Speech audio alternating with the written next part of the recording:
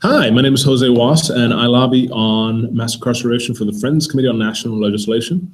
And I want to thank you so much for joining me, and also thank the 400 of you who joined us for our Spring Lobby Weekend last March.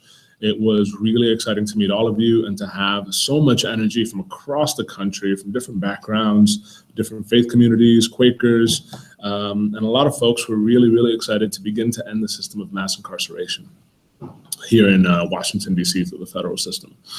And these are really, really exciting times in Washington around our cause to begin to end mass incarceration. Just to remind everyone of our asks, there are two bills in the House, which are the Sentencing Reform Act, H.R. 3713, and the Recidivism Risk Reduction Act, which is H.R. 759, and you can get this on our website, so don't feel like you have to jot it down right now. And our Senate ask, which is our big focus, is the Sentencing Reform and Corrections Act. That's S2123, and again, you can find this on our website. There was a ton of energy, like I said, on the Hill after we had hundreds of you join us for Spring Lobby Weekend in March. And I've been super busy meeting with different offices that you spoke with to answer their questions and ask them to co-sponsor criminal justice reform here in Washington, D.C. And the president and federal agencies last week declared it as #Reentry Week. So this was to highlight the importance of helping our neighbors, our brothers or sisters to re-enter society after their period of incarceration, after their sentences are through. So it was just a way to focus how important it is that these are human beings who deserve a place in our society, and they need help and they need services.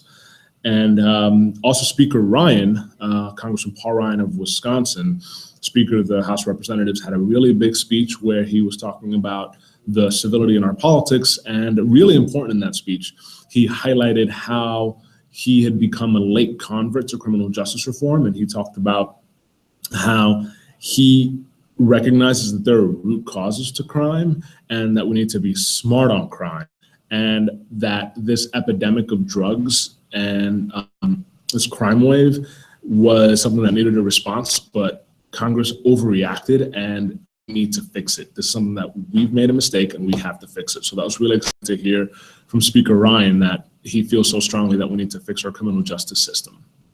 And we had a really big push in the Senate because, as you know, the politics were really heated in the U.S. Senate with the parties divided, and it could change hands. And I don't have to remind all of you that this is an election year, so the legislative calendar does get a little smaller, and a lot of things are trying to get to the Senate floor right now. And because of your advocacy and the work that you did across the country, the chief sponsors of the Sentencing Reform and Corrections Act, S2123, announced the finalized negotiated bill and the new co-sponsors. Just to give you a reminder, there was some disagreement around the language. Some members felt that violent offenders were potentially going to benefit from reduced sentences, so they had to negotiate, go back to different senators, and they tweaked some things, and we now have a finalized bill. And to highlight that great momentum, the chief sponsors last Thursday held a press conference announcing the final bill and new co-sponsors. We were at 29 if you count Chairman Grassley. We're now at 37 senators. That's more than a third of the U.S. Senate saying that we need to reform our criminal justice system.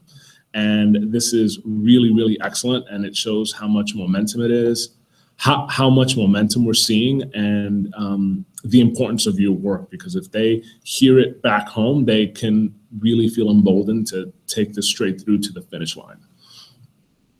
And again, this can't happen without you. And we're focusing on the Senate because if it gets to the Senate floor, there's so much that's trying to get to the Senate floor. The calendar is shortened, and we know that if it gets to the Senate floor, it will pass. I know that for a fact. I'm on the Hill, I'm talking to the senators, I'm talking to representatives, and there's an appetite there for criminal justice reform, and we need you to keep urging your members of Congress to bring Sentencing Reform and Corrections Act to the Senate floor.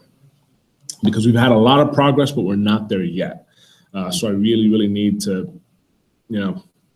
implore that all of you get out there and call your members of Congress and ask them to bring this to the Senate floor. Tough on crime, unfortunately, still looms large, especially in an election year. And we need to have you ask your senators to co-sponsor S2123 to tell them that we're a nation that believes in second chances, and excessive mandatory minimum sentences do not work. They not only cost too much, but they break up families and our communities. And we really care about keeping communities whole and also public safety. So these bills really focus on that and focus on only low-level nonviolent offenders. So remind your senators of that.